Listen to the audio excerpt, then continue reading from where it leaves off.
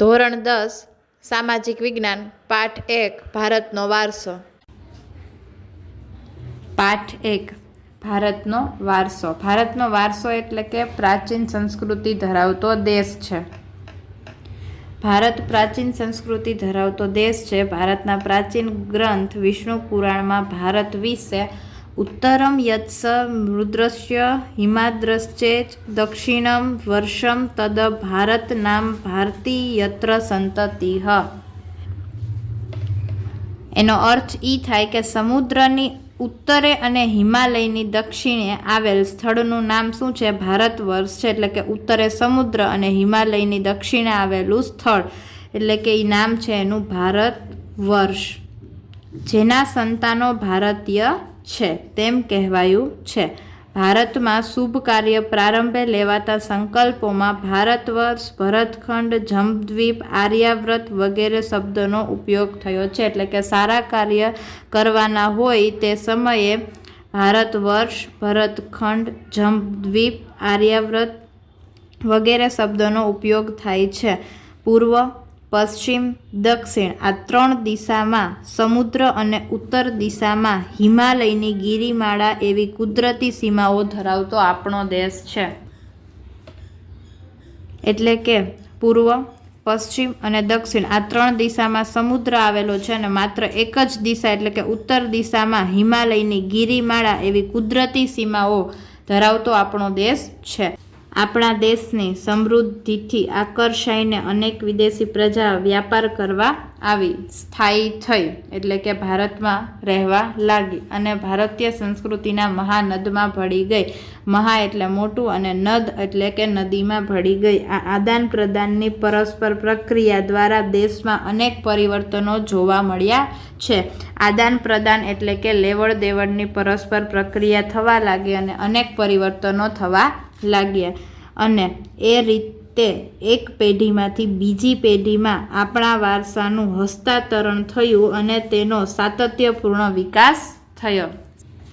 હસ્તાંતરણ એટલે કે એક જાતિનું બીજી જાતિમાં સંમિશ્રણ થવું, તેને હસ્તાંતરણ થઈને નવો વિકાસ થવો. ભારતનું સ્થાન અને વિસ્તાર. વર્તમાન ભારતના સ્થાન, કદ અને વિસ્તાર વિશે આપણે ધોરણ 9માં અભ્યાસ કરી ગયા. પ્રાચીન સમયનું ભારત ઘણું વિશાળ હતું એટલે કે પહેલાંનું ભારત ઘણું મોટું હતું અને હાલમાં પણ ભારત વિસ્તારની દ્રષ્ટિએ વિશ્વમાં 7મા ક્રમે અને જનની સંખ્યાની દ્રષ્ટિએ બીજા ક્રમે છે. હાલમાં પણ ભારત વિસ્તારની દ્રષ્ટિએ વિશ્વમાં 7મા ક્રમે અને જનસંખ્યાની દ્રષ્ટિએ બીજા ક્રમે છે. વૈવિધ્યસભર વારસો. વૈવિધ્યસભર એટલે કે ઘણી બધી વિવિધતાથી ભરેલો વારસો. ભારતની ભૂમિએ આપણને અને વિશ્વને સમૃદ્ધ અને વૈવિધ્યસભર વારસો આપ્યો છે. ભારતની ભૂમિએ આપણને વિશ્વને સમૃદ્ધ અને વૈવિધ્યસભર વારસો આપ્યો છે. ભારતીય સંસ્કૃતિ શાંતિપ્રિય અને વેપારી રહી છે. એટલે કે ભારતની જે સંસ્કૃતિ છે એકદમ શાંતિપ્રિય એટલે કે શાંત અને વેપારમાં આગળ એટલે કે વેપારી રહી છે. ભારતની સંસ્કૃતિમાં સત, ચિત્ત અને આનંદનો અનુભવ પ્રાપ્ત થાય છે. સત એટલે સત્ય, ચિત્ત એટલે મન અને આનંદ એટલે કે આનંદનો અનુભવ થાય છે.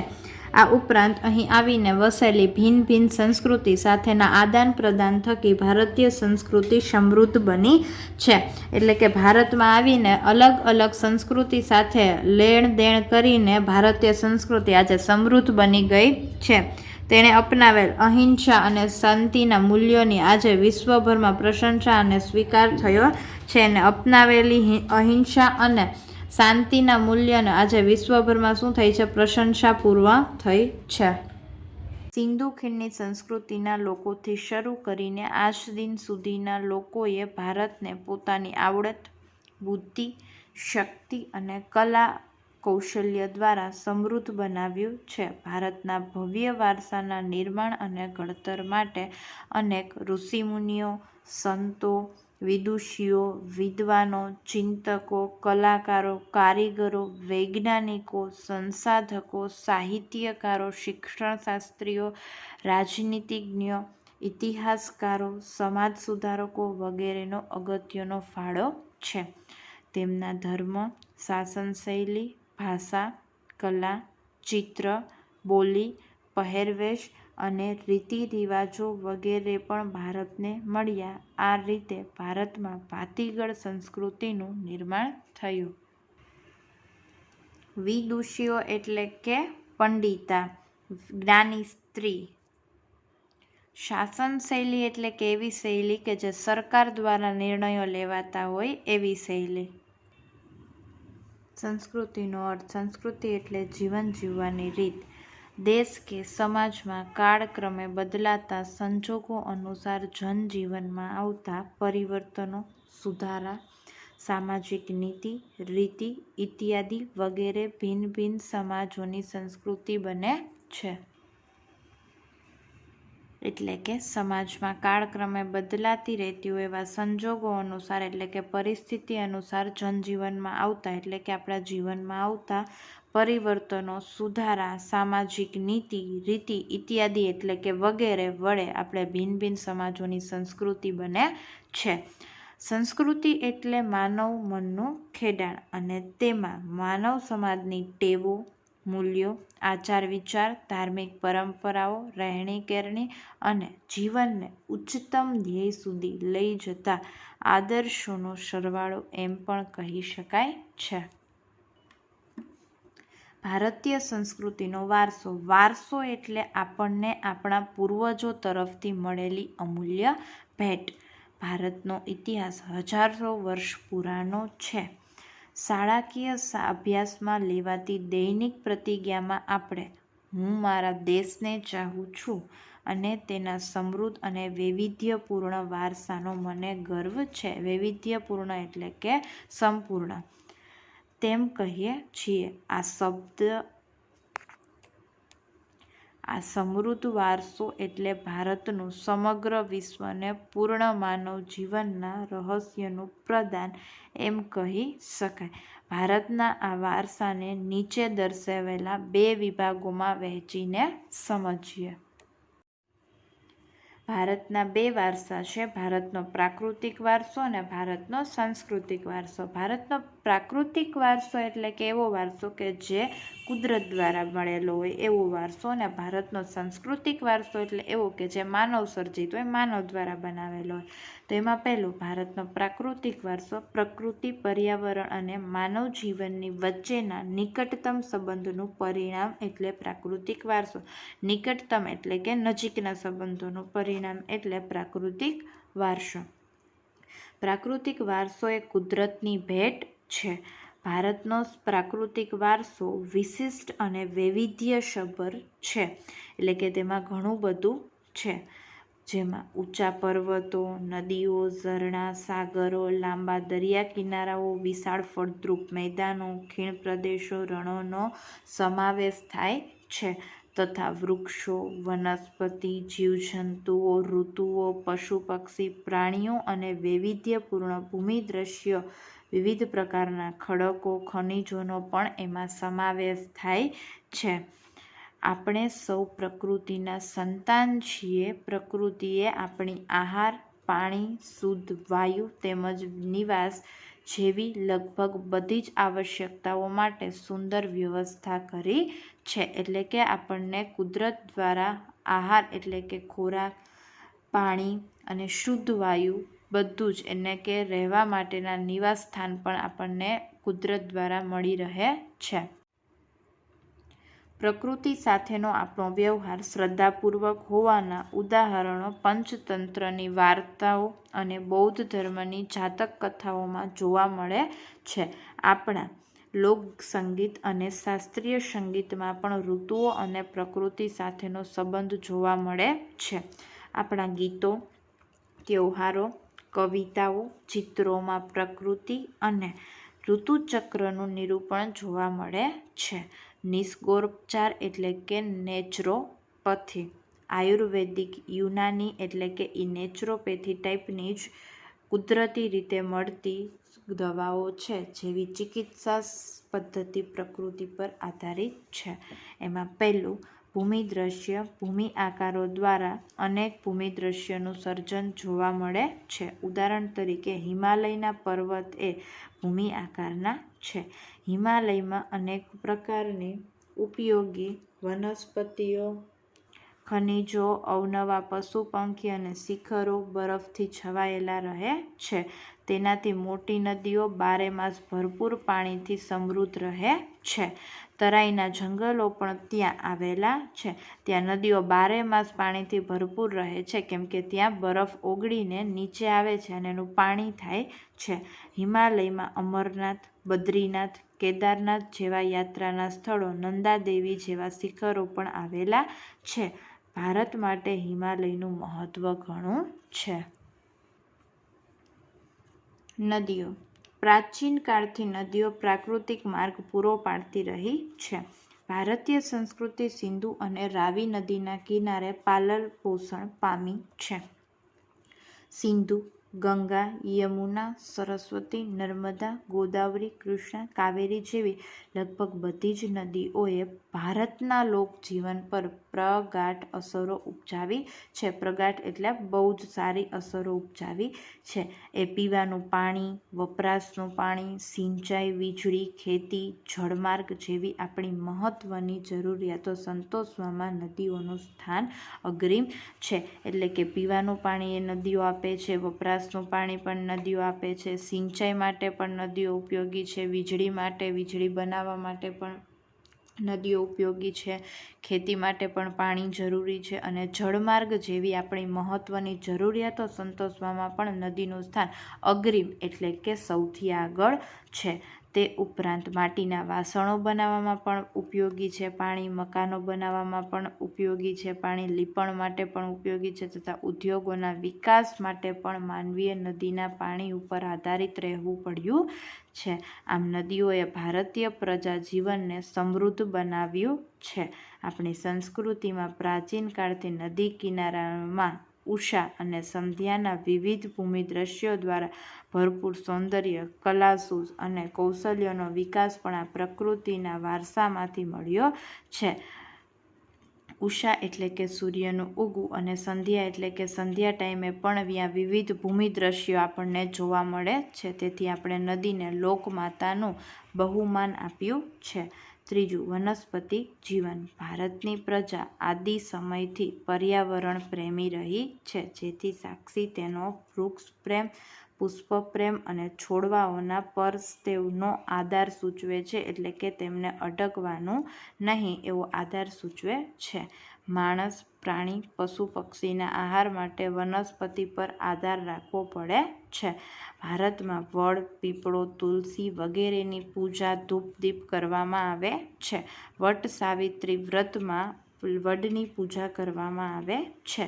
અનાજ, કઠોળ, તેલીબિયાંના છોડ, ધન ધાન્યથી લહેરાતા ખેતરો અને વન સમૃદ્ધિથી ભરેલા જંગલો અને ઔષધિઓ માટે ઉપયોગી છોડવાઓએ આપણા અતિ પ્રાચીન કાળથી જીવનને સમૃદ્ધ બનાવ્યું છે. હરડે, આંબળા, બહેડા, કુવારપાઠું, અરડુસી, લીમડો વગેરે ઔષધિઓએ તથા મોગરો, ગુલાબ, કમળ, ડમરો, સૂરજમુખી, ચંપો, નિશગંધા, જુઈ વગેરે જેવા પુષ્પોએ માનવ જીવનને ખૂબ સુંદર, સુવાસિત, નિરામય અને સમૃદ્ધ બનાવ્યું છે. આમ ભારતના સામાજિક ધાર્મિક જીવન પર વનસ્પતિનો અસરકારક પ્રભાવ રહ્યો છે. વન્યજીવન. પ્રાચીન સમયથી ભારત દેશ પ્રકૃતિ પ્રેમી હોવાની સાથે સાથે પ્રાણી પ્રેમી સંસ્કૃતિ ધરાવતો દેશ છે. એટલે કે તે પ્રકૃતિ પ્રેમી તો હતો જ પણ એની સાથે સાથે તે પ્રાણી પ્રેમી પણ છે. સિંહ, વાઘ, હાથી, ગેંડો, શિયાળ, રીંછ, હરણ, રોઝ, સાબર, સસલા, અજગર, સાપ, નાગ, નોળિયા, ઘો, સાહુડી જેવા અનેક જીવો જોવા મળે છે. વિશ્વમાં એશિયાઈ સિંહો માત્ર ગુજરાતના ગીર જંગલોમાં જોવા મળે છે. આપણી ધાર્મિક માન્યતાઓમાં લોકોએ કેટલાક વન્યજીવોને વાઘ, મોર, મગર, ગરુડ વગેરેને દેવદેવીઓના વાહન તરીકે સ્થાન અપાયું છે. આપણી રાષ્ટ્રમુદ્રામાં પણ 4 સિંહ, ઘોડો, હાથી તથા બળદની આકૃતિ મૂકીને તેનું મૂલ્ય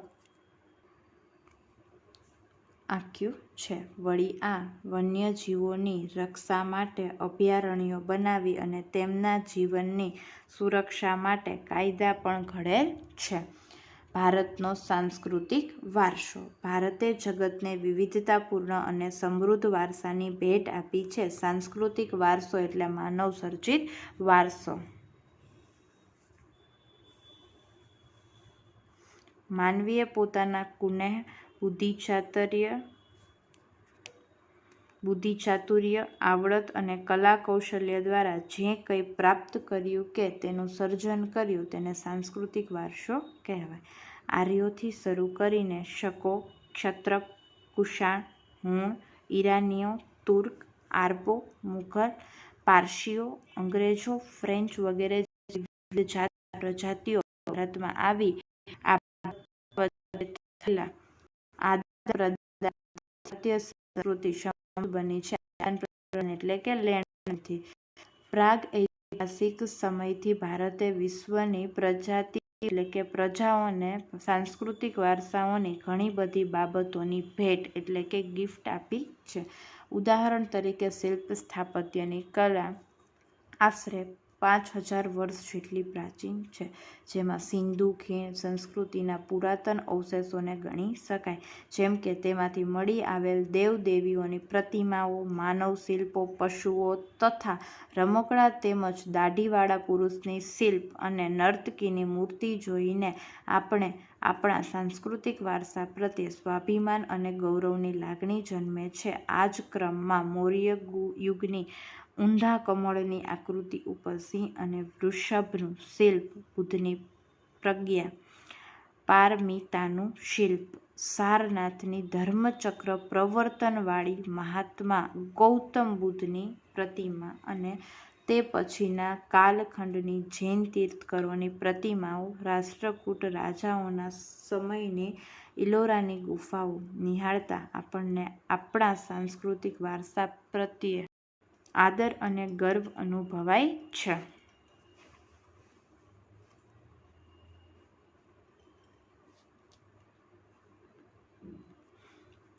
આપણા સાંસ્કૃતિક વારસામાં મંદિરો, શિલાલેખો, સ્તૂપો, વિહારો, ચૈત્યો, મકબરા, મસ્જિદ, કિલ્લાઓ, ગુંબજો, રાજમહેલો, દરવાજા, ઇમારતો, ઉત્ખનન કરેલા સ્થળો એટલે કે જે પડી ગયા હોય એવા સ્થળો તેમજ ઐતિહાસિક સ્મારકોનો સમાવેશ કરી શકાય. આપણા સ્વાતંત્ર્ય સંગ્રામમાં ઐતિહાસિક સ્થળો જેવા કે સાબરમતી આશ્રમ, દાંડી, બારડોલી, વર્ધા, શાંતિનિકેતન એટલે કે કોલકાતામાં આવેલું છે, દિલ્હી વગેરે પણ સાંસ્કૃતિક વારસા તરીકે ઓળખાવી શકાય. ભાષા, લિપિ, અંકો, શૂન્યની શોધ, ગણિત, પંચાંગ, ખગોળ, લોખંડ, સાહિત્ય, ધર્મ, યુદ્ધશાસ્ત્ર, રથ, રાજ્યશાસ્ત્ર, પ્રાણીશાસ્ત્ર, વનસ્પતિશાસ્ત્ર, વાસ્તુશાસ્ત્ર, ધર્મો, ગણતંત્ર, ન્યાયતંત્ર, વિધિ-વિધાન, પર્યાવરણ, સુરક્ષા આદિ ઘણી મહત્વની શોધો પણ ભારતમાં થઈ છે. ગુજરાતનો સાંસ્કૃતિક વારસો. સાંસ્કૃતિક વારસો એટલે માનવ સર્જિત વારસો.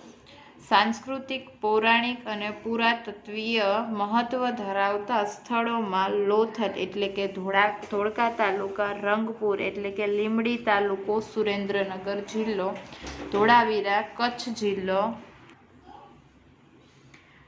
રોજડી અથવા શ્રીનાથગઢ રાજકોટ જિલ્લો વગેરે મુખ્ય છે.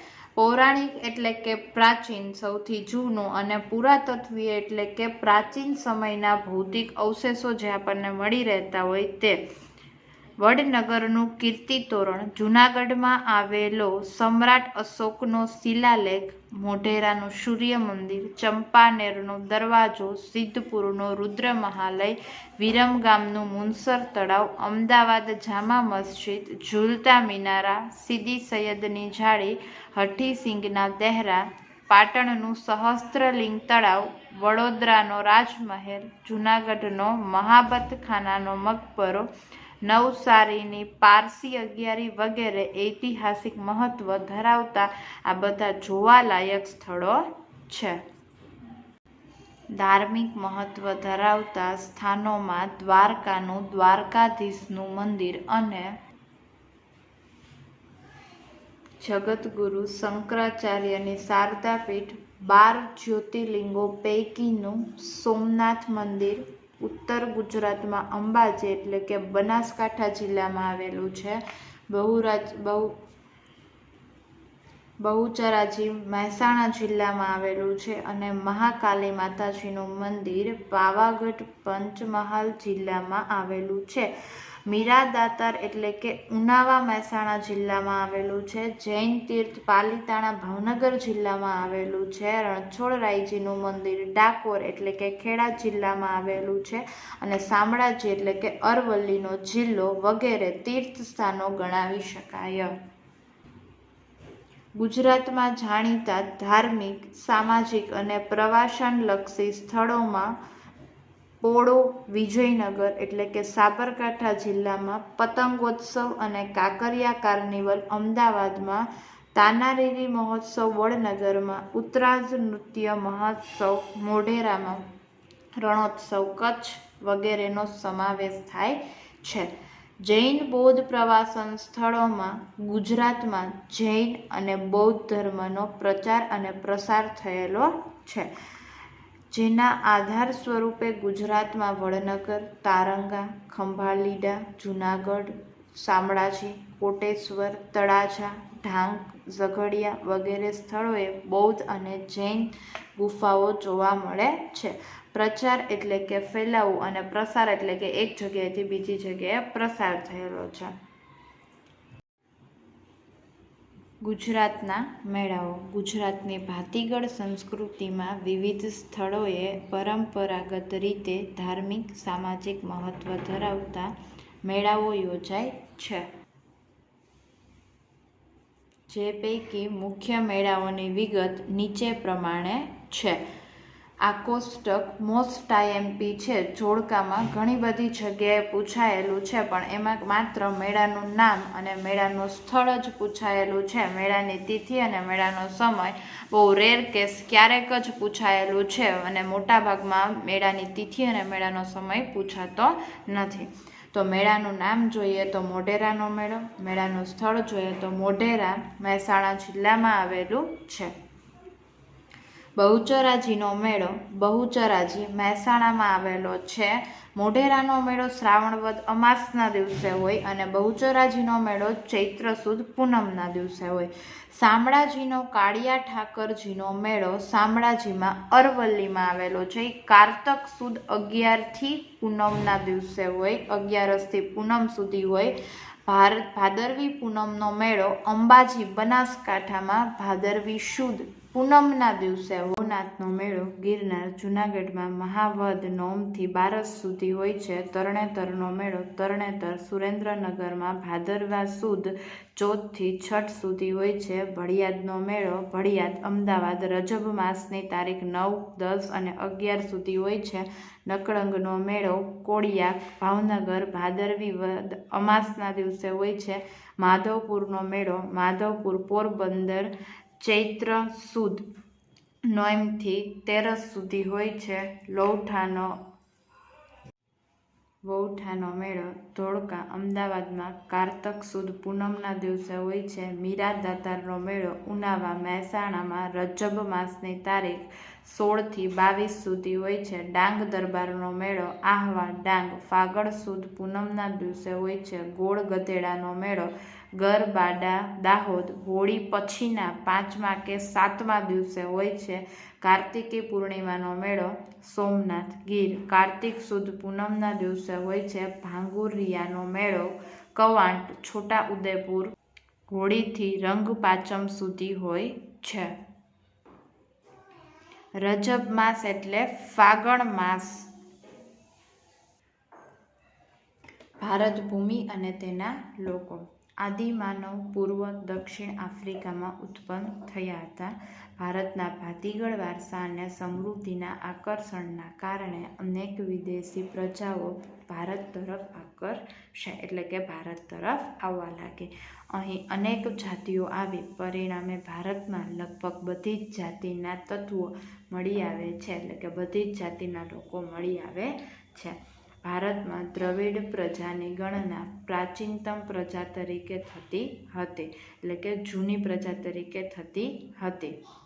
પરંતુ નૃવંશશાસ્ત્રીઓ અને ભાષાશાસ્ત્રની અદ્યતન શોધખોળોથી એવું જાણવામાં મળ્યું છે કે દ્રવિડો અને બીજી 6 જેટલી ભિન્ન ભિન્ન પ્રજાઓ પણ અહીં રહેતી હતી. તેમના વિશે આપણે જોઈએ.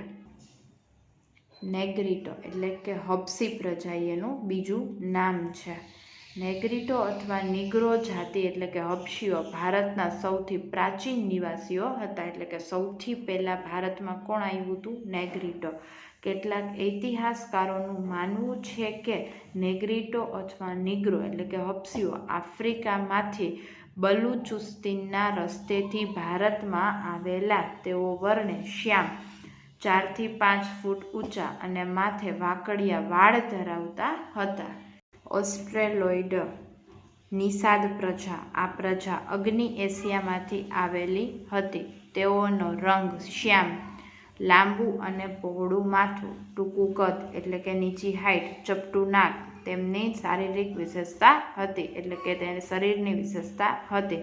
ભારતમાં આવેલા આર્યો તેને નિષાદ કહેતા હતા. ભીલી પ્રજા માટે નિષાદ શબ્દ પ્રયોજવામાં આવતો હતો. ભારતની કોલ અને મુંડા જાતિ, અસમની ખાસી પ્રજા, નિકોબાર અને બ્રહ્માદેશ એટલે કે હાલનું મ્યાનમારની જાતિઓમાં આ પ્રજાના લક્ષણો વિશેષ જોવા મળે છે.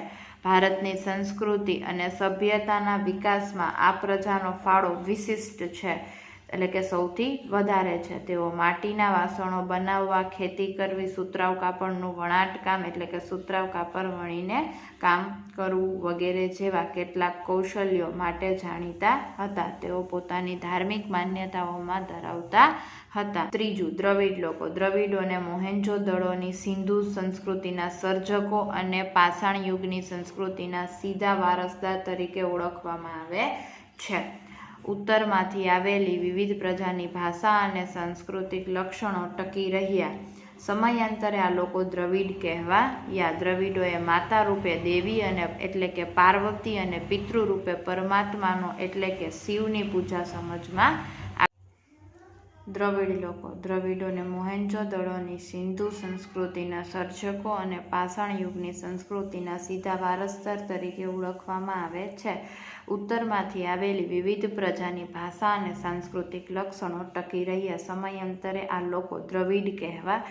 દ્રવિડોએ માતા રૂપે દેવી પાર્વતીની પૂજા અને પિતૃ એટલે કે પરમાત્માનો એટલે કે શિવની પૂજા સમજ આપી. શિવની પૂજા અને પાર્વતીની પૂજા વિશે આપણને સમજ આપી. ધૂપ, દીપ અને આરતીથી પૂજા કરવાની પરંપરા દ્રવિડોએ આપી હોવાનું મનાય છે.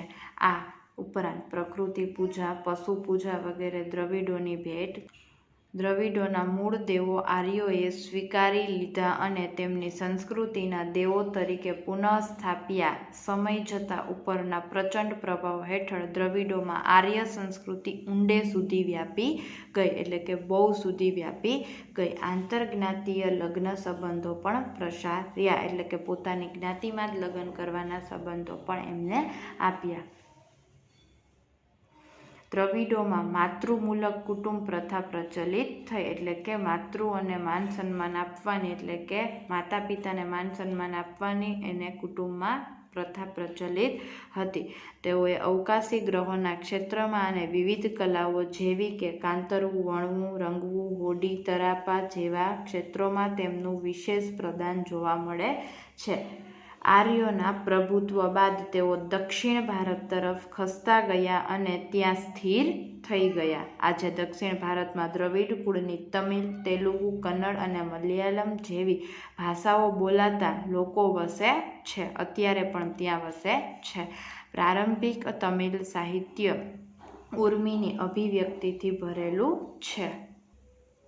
અન્ય પ્રજાઓ આ ઉપરાંત ભારતમાં મોંગોલોઇડ, અલ્પલાઇન, ડિનારિક અને આર્મેનોઇડ પ્રજા પણ હતી. ઉપરની જે પ્રજા હતી એમને આપણા ભારતમાં કંઈક નવું કરેલું હતું એમની હતી બધી વાત. હવે અન્ય પ્રજાઓમાં જોવા જાય તો આ ઉપરાંત ભારતમાં મોંગોલોઇડ, અલ્પલાઇન, ડિનારિક અને આર્મેનોઇડ પ્રજા છે એ દ્રવિડ લોકો, ઓસ્ટેનોઇડ લોકો અને નેગ્રીટો પછી આવેલી પ્રજા છે.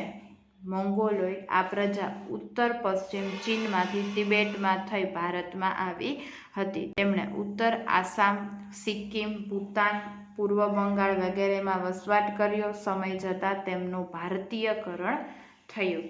આ પ્રજાઓ વર્ણ પીળો, ચહેરો ચપટો, ઉપસેલા ગાલ અને બદામી આકારની આંખો જેવા શારીરિક લક્ષણો ધરાવતી હતી. મોંગોલોઇડ લોકો પીળા વર્ણના છે, એટલે કે એનો શરીરનો રંગ પીળા રંગનો છે.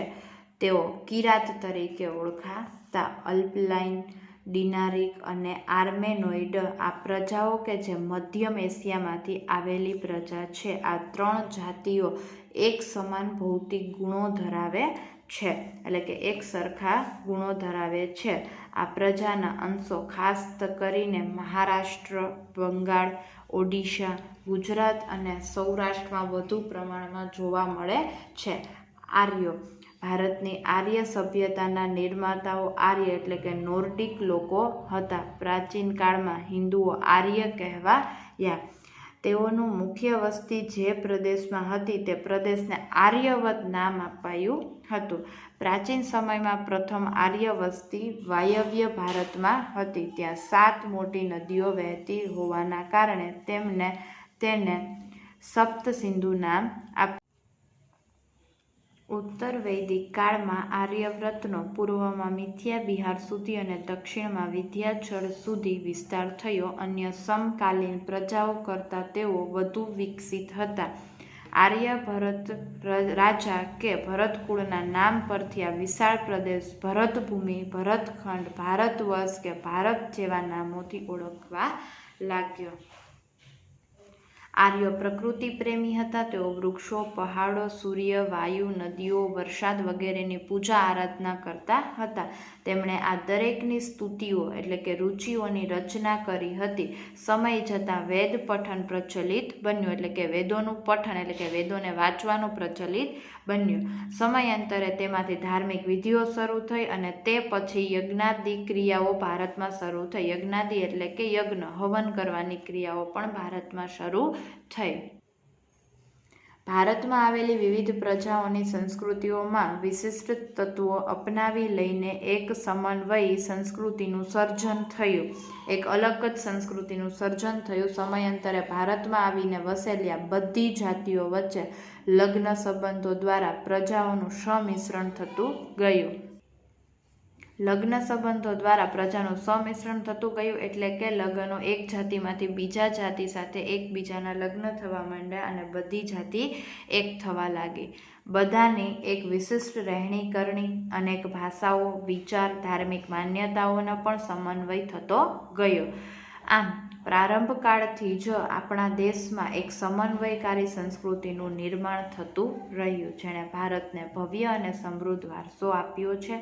ભારતમાં ભાતીગળ સંસ્કૃતિનો વિકાસ થયો, એટલે કે અલગ જ સંસ્કૃતિનો વિકાસ થયો અને આ પ્રજાઓ પરસ્પર એટલી ભળી ગઈ કે તેમનું કોઈ સ્વતંત્ર અસ્તિત્વ જ ન રહ્યું, અર્થાત તેમનું ભારતીયકરણ થયું. એટલે કે કોઈ જ જાતિ જે નેગ્રીટો હતી, આર્યો હતી, બધી એકબીજામાં સંમિશ્રણ થઈ ગઈ અને એમનું કોઈ જ અસ્તિત્વ રહ્યું નહીં. છેલ્લે આ બધું જે થયું એને શું કહેવાય? ભારતીયકરણ. આ રીતે પ્રાચીન ભારતમાં આવેલી વિવિધ પ્રજાઓના સંમિશ્રણથી ભારતનો વારસો વૈવિધ્યપૂર્ણ, ભાતીગળ અને સમૃદ્ધ વારસો બની ગયો. વારસાનું જતન અને સંરક્ષણ. આપણે વારસાનું ધ્યાન કેવી રીતના રાખવું જોઈએ અને એનું જતન કેવી રીતના કરવું જોઈએ તે આમાં આપેલું છે. ભારતના વારસાની દરેક બાબત એ ભારતને રળિયામણું, નયનમય, રમ્ય અને આકર્ષક બનાવ્યું છે અને ભારતને ગૌરવ અપાવ્યું છે. આ ભવ્ય વારસાને સાચવીને વિશ્વમાં પ્રતિષ્ઠિત ગૌરવભર્યું અગ્રીમ સ્થાન પ્રાપ્ત કર્યું છે, એટલે કે આગળનું સ્થાન પ્રાપ્ત કર્યું છે, તેને સાચવવું તે ભારતના પ્રત્યેક નાગરિકની પવિત્ર અને પ્રાથમિક ફરજ છે. પ્રાથમિક એટલે કે સૌથી પહેલી ફરજ છે. આપણે આપણા પ્રાચીન ઐતિહાસિક મૂલ્ય અને મહત્વ ધરાવતા વારસાના સ્થળોને કોઈ નુકસાન ન પહોંચાડે તેનું આપણે જતન કરે તે માટે બંધારણમાં નાગરિકની મૂળભૂત ફરજો જણાવી છે. જતન એટલે કે એમનું ધ્યાન રાખે એ આપણા બંધારણ નાગરિકના મૂળભૂત ફરજોમાં વર્ણવેલું છે. તે મુજબ આપણા ભારતીય બંધારણના અનુચ્છેદ 51 ક માં ભારતના નાગરિકની જે મૂળભૂત ફરજો દર્શાવી છે તેમાં પણ 6, જ અને ટ અર્થાત 6, 7 અને 9 દર્શાવવામાં આવ્યું છે. આપણી સમન્વિત સંસ્કૃતિના સમૃદ્ધ વારસાનું મૂલ્ય સમજી તેની જાળવણી કરવાની ફરજ. બીજું, જંગલો, તળાવો, નદીઓ અને વન્ય પશુ પંખીઓ સહિત કુદરતી પર્યાવરણનું જતન કરવાની અને તેની સુધારણા કરવાની અને સર્વ જીવો પ્રત્યે અનુકંપા રાખવાની ફરજ. સુધારણા એટલે કે એમાં સુધારો કરવાનો છે અને અનુકંપા એટલે કે એનું આપણે ધ્યાન રાખવાની આપણી ફરજ છે. જાહેર મિલકતોનું રક્ષણ કરવાની અને હિંસાનો ત્યાગ કરવાની ફરજોનો સમાવેશ કરવામાં આવ્યો છે. જાહેર મિલકતો એટલે કે જે ગવર્મેન્ટ દ્વારા જે આપેલું છે એનું આપણે રક્ષણ એટલે કે આપણે એનું ધ્યાન રાખવું જોઈએ અને હિંસાનો ત્યાગ કરવાની આપણી ફરજ છે. આમ પ્રકૃતિ જે રમ્ય ભૂમિદ્રશ્ય ભારતની ભૂમિ પર સર્જેલ છે તેની સુંદરતા, પવિત્રતા અને શુદ્ધતાને આપણે સહુ સાથે મળીને એક નૈતિક ફરજ સમજીને જાળવવા જોઈએ. વારસાનું ઘડતર અને ક્રમિક વિકાસ ભારતને મળેલ વિશિષ્ટ પ્રાકૃતિક રચના પર આધારિત છે. પ્રકૃતિ દ્વારા ભારતને અઢળક એટલે કે ઘણું બધું સમૃદ્ધિ પ્રાપ્ત થઈ છે. આ પ્રાકૃતિક વિશેષતાઓએ ભારતને દરેક ક્ષેત્રોમાં વિકાસ માટેની અણમોલ તક પૂરી પાડી છે. એક સારી એવી તક પૂરી પાડી છે. ભારતનો વારસો સદીઓથી ભારતના લોકો દ્વારા આર્થિક, રાજકીય, સામાજિક અને સાંસ્કૃતિક ક્ષેત્રે કરેલ વિકાસનું પરિણામ છે.